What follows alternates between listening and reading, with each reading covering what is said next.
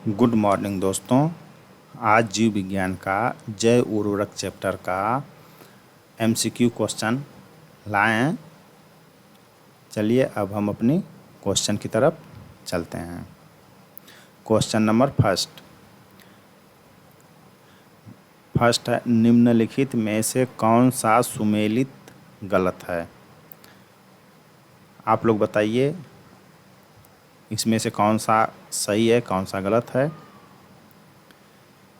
First का answer है option number D, mycorrhiza, जिसे हम रोडोस्पिरिलियम कहते हैं। ये जो हमारी घास हैं जो सफ़ेद होती हैं, जो सफ़ेद जड़ें हमारी निकली हैं, ये वाली सब इसी को हम यही हमारी जो माइकोराइजा है। ठीक है। नेक्स्ट है क्वेश्चन नंबर 2, निम्नलिखित में से कौन सा नाइट्रोजन फिक्सर चावल के खेतों में पाया जाता है जो कि एजोला से संबंधित है। ऑप्शन है ए बी सी डी आपको दिया गया है, आप लोग कमेंट में उत्तर दे करके बताएं। सेकेंड का आंसर है ऑप्शन सी, एना बीना।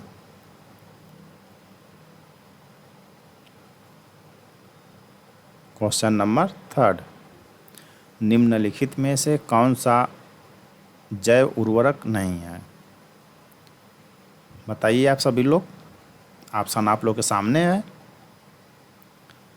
थर्ड का आंसर है ऑप्शन सी, एग्रोबैक्टीरियम। ये जैव उर्वरक नहीं है। माइकोराइजा देखे ही हैं, जो घास के जो सफ़ेद जड़ होते हैं माइकोराइजा वो होते हैं। क्वेश्चन नंबर 4, निम्नलिखित में से किसका उपयोग सोयाबीन की फसल के लिए जैव उर्वरक के रूप में किया जाता है। ध्यान रखिए, सोयाबीन की फसल के लिए जैव उर्वरक के रूप में किया जाता है। ऑप्शन आप लोग सामने है, 4 का आंसर बताइए। 4 का आंसर है option number C, rhizobium. Rhizobium जो है सोयाबीन फसल के लिए जैव उर्वरक के रूप में काम किया जाता है।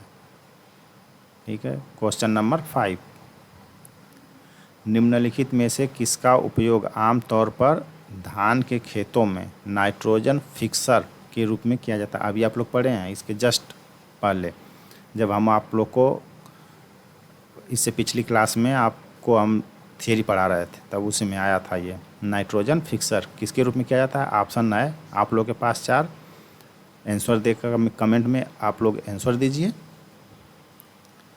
5 का आंसर है ऑप्शन सी, एजोस्पिरिलियम।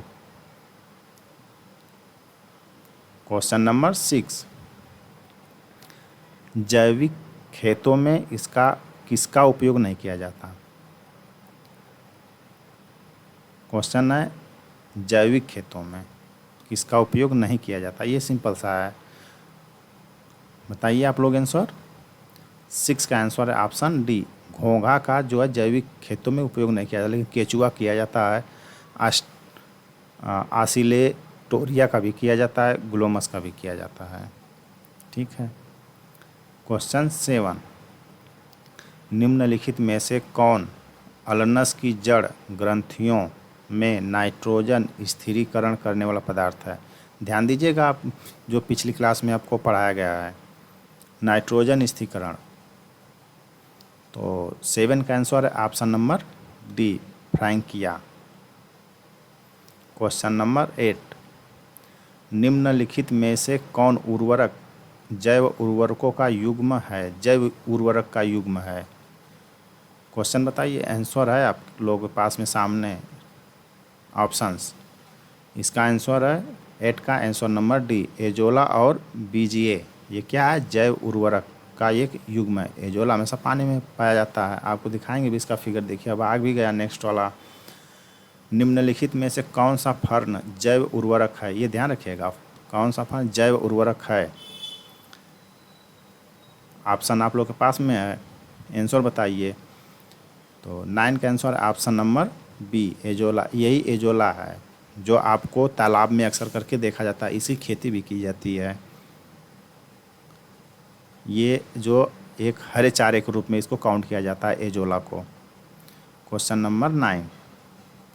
क्वेश्चन 10, निम्नलिखित में से कौन एंडोमाइकोराइजा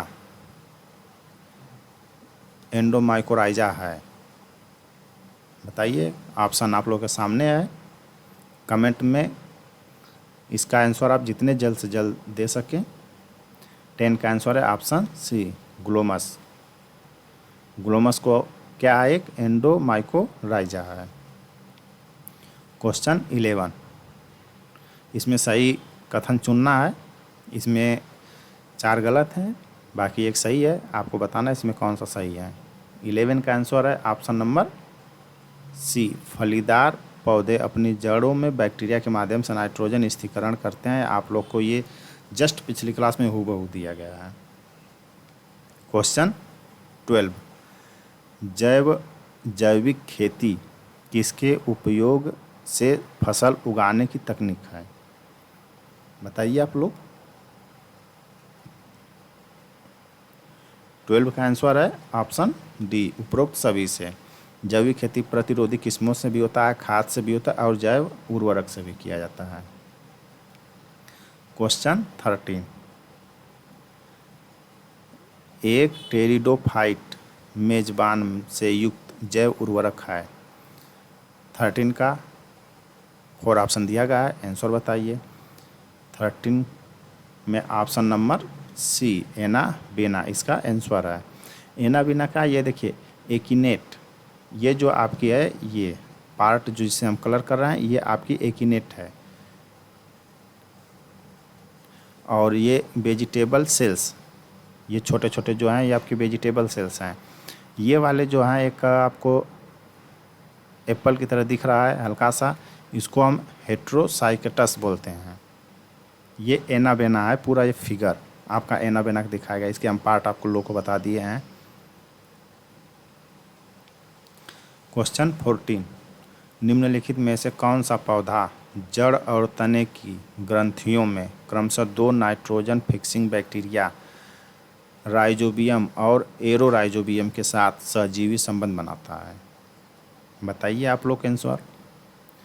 14 का आंसर है ऑप्शन नंबर ए, ठीक है, सेसबेनिया रोस्ट्रेटा। क्वेश्चन नंबर 15, इस पौधे का उपयोग रेतीली मिट्टियों में और फसल के खेतों में हरी खाद के रूप में किया जाता है। ध्यान रखिएगा, वह कौन सा पौधा है जिसका उपयोग हम रेतीली मिट्टी में और हरी खाद के रूप में करते हैं, खेतों में हरी खाद के रूप में करते हैं। ऑप्शन है यहाँ पे दिखा है आपको, बताइए आप लोग जल्द। 15 का आंसर है ऑप्शन नंबर सी, कौन कौन से? अल्हागिया, कैमलोरम और क्रोटेलारिया जंसिया। ये जो वो पौधे होते हैं जो रेतीली मिट्टी में उपयोग किए जाते हैं और हरी फसल जो है खेतों में हरी खाद के लिए भी उपयोग किए जाते हैं। क्वेश्चन नंबर 16, निम्नलिखित में से गलत युग्म का चयन कीजिए। अब इसमें कौन गलत है ये बताना है कि मतलब जो ऑप्शन ये हैं टोटल दिया गया है, तो आंसर 16 का आंसर है ऑप्शन नंबर सी, ये गलत है। जिसे वर्मी कंपोस्ट केचुआ से बनता है। क्वेश्चन नंबर 17, पौधों के लिए एक संतुलित उर्वरक है। कौन सा संतुलित उर्वरक है बताइए आप सभी। 17 का आंसर है ऑप्शन नंबर बी, खाद संतुलित उर्वरक होता है। क्वेश्चन 18, जैविक खेतों की ओर परिवर्तन क्यों आवश्यक है? बढ़ती गरीबी, बढ़ती जनसंख्या, पर्यावरण और बढ़ती सड़क दुर्घटना। 18 का आंसर है ऑप्शन सी, पर्यावरण प्रदूषण है इसका। 18 का आंसर सी है, बढ़ती सड़क दुर्घटना नहीं है, ये गलत है। क्वेश्चन 19, निम्न में से कौन सा नाइट्रोजन स्थिरीकरण करने वाला जीवाणु है? ऑप्शन बताइए, आंसर आप लोग बताइए।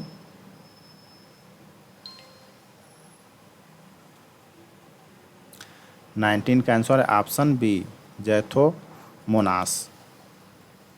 क्वेश्चन नंबर 20, कौन सा बैक्टीरिया नाइट्रोजन को वायुजीवी तरीके से स्थिरीकरण करता है? 20 का आंसर है ऑप्शन ए, एजोटोबैक्टर। क्वेश्चन 21, सभी जैविक खादों में एन का सबसे सस्ता स्रोत है। एन यहाँ पे क्या है? नाइट्रोजन है। एन को हम यहाँ पे नाइट्रोजन बोला गया है। 21 का आंसर है ऑप्शन नंबर बी, एजो कंपोस्ट। क्वेश्चन 22, सीवेज और कीचड़ में सीवेज क्या है? इसमें सीवेज बताना है, कीचड़ को नहीं बताना है। इसमें सीवेज क्या है ये बताना है आपको। 22 का आंसर है ऑप्शन नंबर सी, ए और बी दोनों, ठोस भी और तरल भी। सीवेज ठोस भी होता है और तरल भी होता है, ठीक है। क्वेश्चन 23, तना गांठ वाली हरी खाद वाली फसल कौन सी है? बताइए। 23 का आंसर है ऑप्शन सी, ए और बी दोनों, सेसबानिया रोस्ट्रेटा और एराकिनोमीन अफ्रास्फेरा, ये जो तना गांठ और हरी खाद में आती हैं। क्वेश्चन 24, स्टार्च का एमाइड लेज द्वारा जल अपघटन पर प्राप्त होता है। बताइए 24 का आंसर। 24 का आंसर है option A, maltose. Question 25, rhizobium जीवाणु का कार्य है। बताइए आंसर। 25 का आंसर है ऑप्शन सी, N2 का NH3 में परिवर्तन। ये जो आपका है राइजोबियम का। क्वेश्चन 26, सूक्ष्म मृदा जीवों में C/N पाया जाता है, यानी कार्बन रेशियो नाइट्रोजन। ये कार्बन रेशियो नाइट्रोजन पाया जाता है, कितना पाया जाता है? 26 का आंसर है ऑप्शन बी, 8:1 में। क्वेश्चन 27,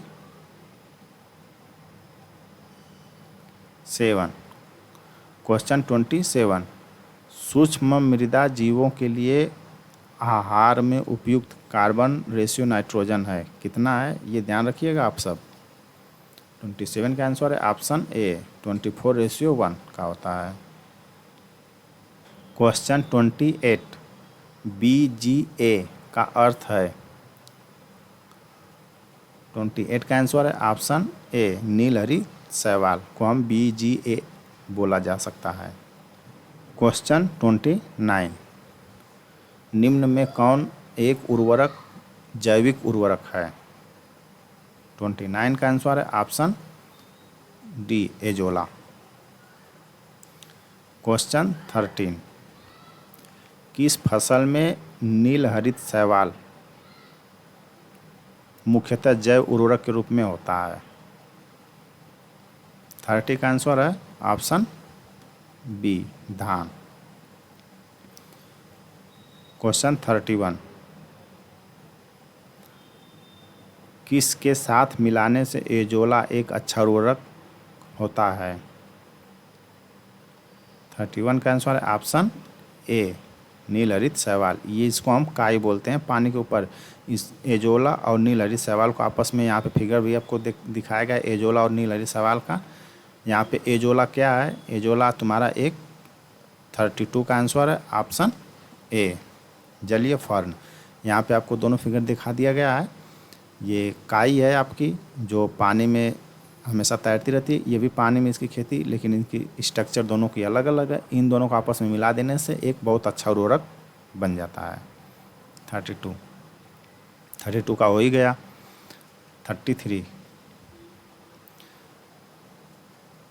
क्या है? 2,4-D क्या है? बताइए आंसर। ये आप लोग जो खेती करते होंगे, जो किसान होंगे लोग, वो लोग जानते हैं 2,4-D क्या है। 33 का आंसर है ऑप्शन सी, एक खरपतवार नाशी है। और चैनल को लाइक, सब्सक्राइब तथा शेयर करें।